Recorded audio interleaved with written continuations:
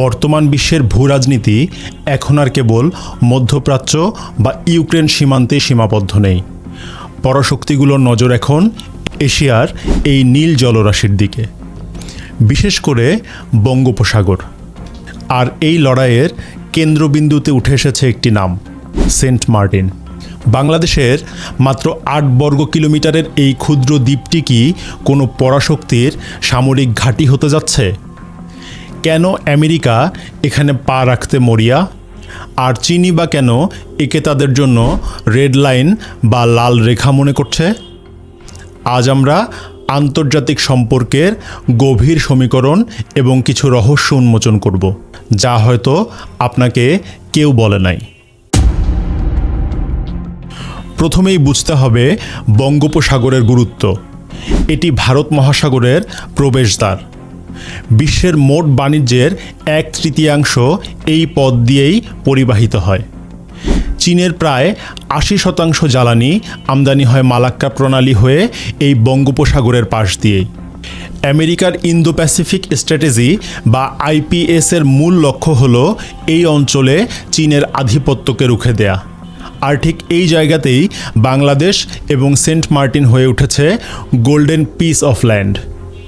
এখান থেকে মালাক্কা প্রণালী এবং পুরো দক্ষিণ এশিয়ার ওপর নজরদারি করা সম্ভব। দীর্ঘদিন ধরেই গুঞ্জন আছে যে আমেরিকা সেন্ট মার্টিনে একটি ঘাঁটি করতে চায়। যদিও পেন্টাগন এবং স্টেট ডিপার্টমেন্ট বারবার অস্বীকার করেছে, কিন্তু ভূরাজনৈতিক বিশ্লেষকরা ভিন্ন কথা বলেন। তথ্য যা বলে তা হলো আমেরিকার কাছে প্রশান্ত মহাসাগরের গুয়াম ঘাঁটি আছে, ভারত মহাসাগরে দিয়াগো গার্সিয়া আছে, কিন্তু বঙ্গোপসাগরের ভেতরে তাদের কোনো স্থায়ী উপস্থিতি নেই। যদি সেন্ট মার্টিনে একটি লজিস্টিক সুবিধা বা সামরিক উপস্থিতি তারা নিশ্চিত করতে পারে, তবে মালাক্কা প্রণালীতে চীনের চোখ পয়েন্ট নিয়ন্ত্রণ করা তাদের জন্য সহজ হয়ে যাবে।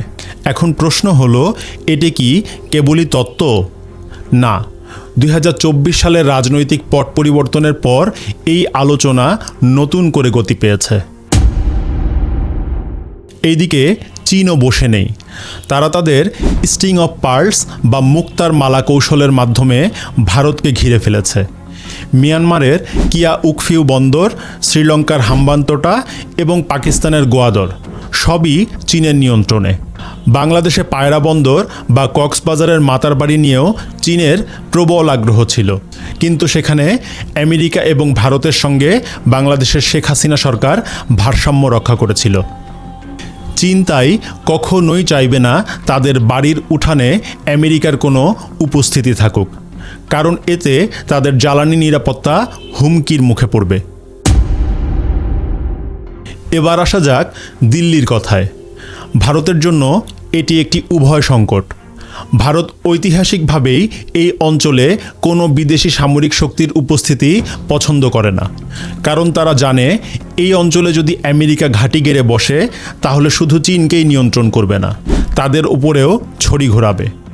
তাই বলাই যায়, এই অঞ্চলে যদি আমেরিকা ঘাঁটি গেড়ে বসে তাহলে দিল্লি তা কখনোই সহ্য করবে না, বরং দিল্লি দেখাবে তাদের 20 দাঁত।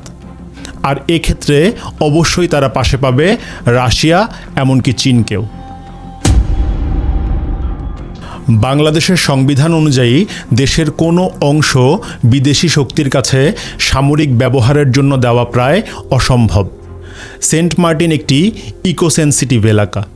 এখানে বড় কোনো স্থাপনা তৈরি করা পরিবেশগতভাবেও ঝুঁকিপূর্ণ। কিন্তু আধুনিক হাইব্রিড যুদ্ধে ঘাঁটির চেয়ে লজিস্টিক অ্যাক্সেস বা জ্বালানি নেওয়ার সুবিধাই বেশি গুরুত্বপূর্ণ। দেখুন, আমেরিকা কখনো স্বল্প মেয়াদে কোনো পরিকল্পনা করে না, তাদের পরিকল্পনা হয় দীর্ঘমেয়াদী এবং সুদূর প্রসারী। সেন্ট মার্টিনও তার বাহিরে নয়। 1971 সালের 25শে সেপ্টেম্বর সাপ্তাহিক অর্গানাইজার পত্রিকা তাদের একটি রিপোর্টে এক ঐতিহাসিক বিষয় তুলে নিয়ে আসে। পত্রিকায় প্রকাশিত রিপোর্টে বলা হয়, মুক্তিযুদ্ধ চলাকালে যুক্তরাষ্ট্র বঙ্গোপসাগরে একটি সামরিক ঘাঁটি স্থাপনের আগ্রহ দেখিয়েছিল। বলা হয়, তৎকালীন মার্কিন প্রেসিডেন্ট রিচার্ড নিক্সনের প্রশাসনের পক্ষ থেকে পাকিস্তানে নিযুক্ত মার্কিন রাষ্ট্রদূত জোসেফ এস ফারল্যান্ড এই প্রস্তাব বঙ্গবন্ধু শেখ মুজিবুর রহমানের কাছে পৌঁছে দেন। সে সময় সন্দ্বীপে মার্কিন নৌঘাঁটির বিনিময়ে ভবিষ্যতে আওয়ামী লীগ সরকারকে সমর্থনের আশ্বাসও দেওয়া হয়েছিল।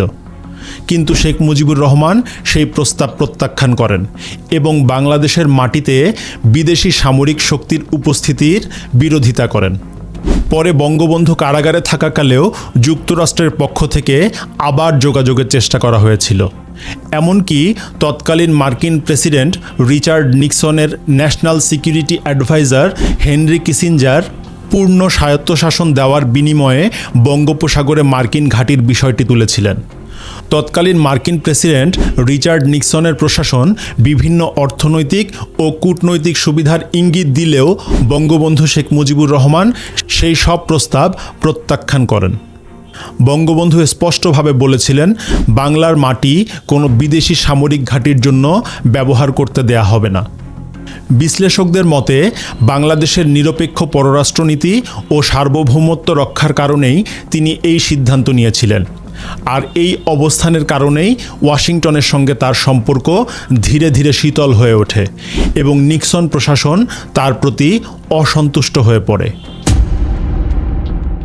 এখন ফিরে আসি নিকট অতীতে। বাংলাদেশে ইলেকশনই হতে দেবে না, এর পরের যে ষড়যন্ত্র সেটা হচ্ছে ইলেকশনই হতে দেবে না। তবে দেবে, আর আমার ক্ষমতায় আসতেও অসুবিধা হবে না।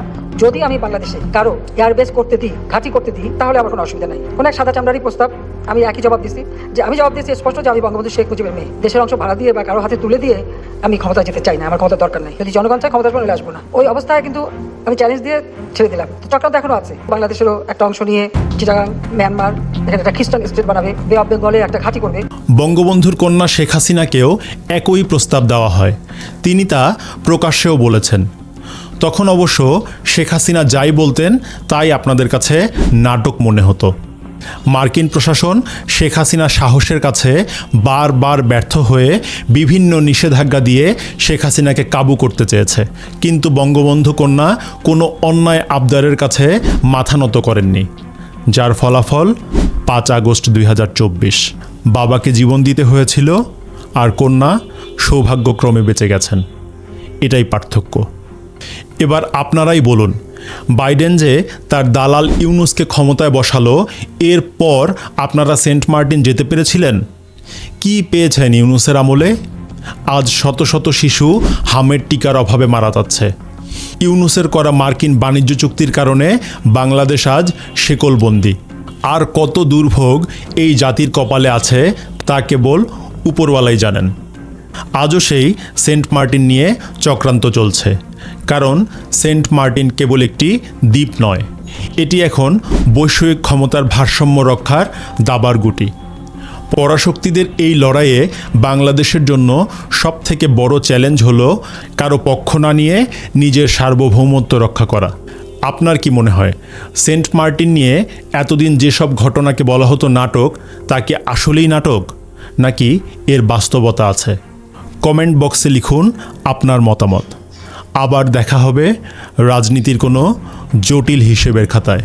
সে পর্যন্ত বিদায়।